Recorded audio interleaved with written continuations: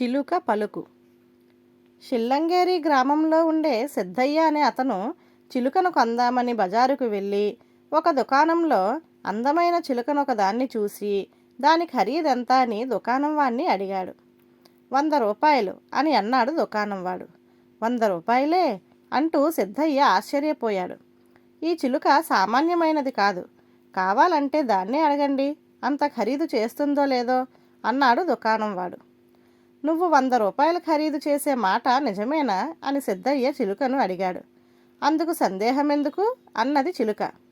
ఆ జవాబుకు సిద్ధయ్య చాలా సంతోషించి దుకాణం వాడికి 100 రూపాయలు ఇచ్చి చిలుకను ఇంటికి తీసుకుపోయాడు.